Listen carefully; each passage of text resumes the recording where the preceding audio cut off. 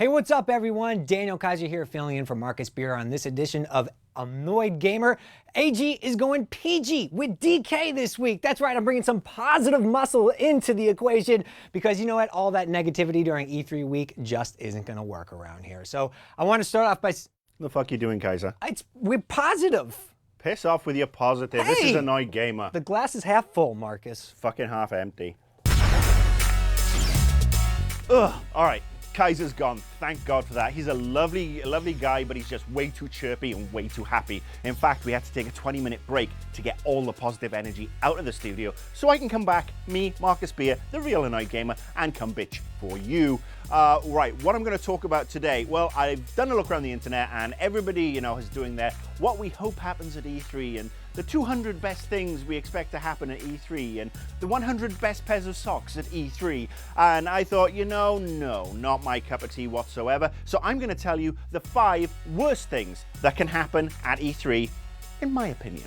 Number 5 on the 5 worst things that can happen at E3 2013. Gimmicks. Now, the reason I don't like gimmicks at E3 is because they're just little fads. And you know, we have them every year. One year it's Kinecty, 1 minute it's zombies, then it's co-op, drop in, drop out. And I can already see the big fad for this E3, and that's going to be massively multiplayer online shooters on the next-gen consoles. Which to anybody who's had a PC is so 2002, 2003, you know, PlanetSide anybody, you know, PlanetSide 2, we've kind of been through that. But yeah, seems to be the big fad, the big gimmick for this show. We know that the new Titanfall game is coming out. We know Destiny is coming out. They're going to be front and center of the press conferences. And you know, I hate these sort of gimmicks where everybody has to make the same sort of game. Yes, is it a logical step to do a large first-person shooter? Great, yes, but the fact that they're all sci-fi now, so sci-fi is the new Modern Combat, when Modern Combat 4 years ago, 5 years ago was the new World War II.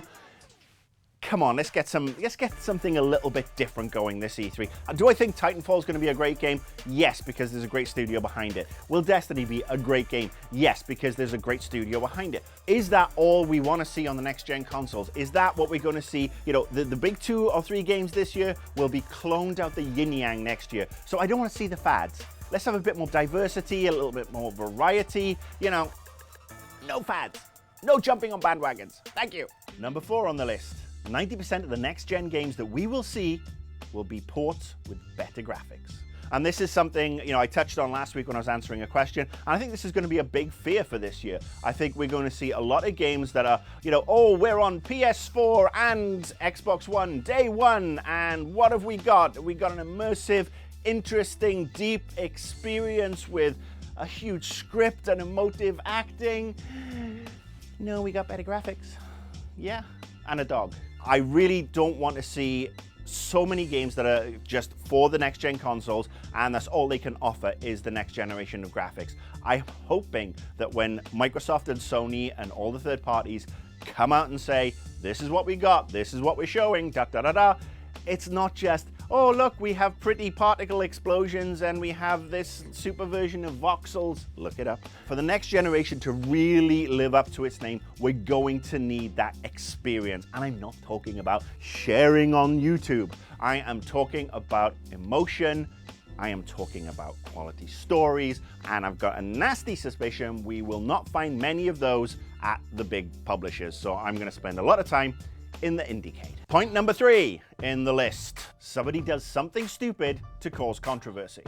Now, we've seen this happen at GDC, we've seen this happen at PAX, it happens at Gamescom, and, you know, given the state of gaming politics, I really hope that this year's E3 is not usurped, overshadowed, or anything by some twat doing something inappropriate like groping a promotional model, because that is just going to overshadow anything and everything. This is a big E3. This is the start of the next generation. So no controversy this year, and no fake controversy either. This goes for you, EA. None of those fake, you know, God protesters out there protesting Dante's Inferno 2 or whatever is you're spouting off on, or any of that crap this year. We don't want any fake controversy, any real controversy. Let's keep it about the games and let's keep it cool.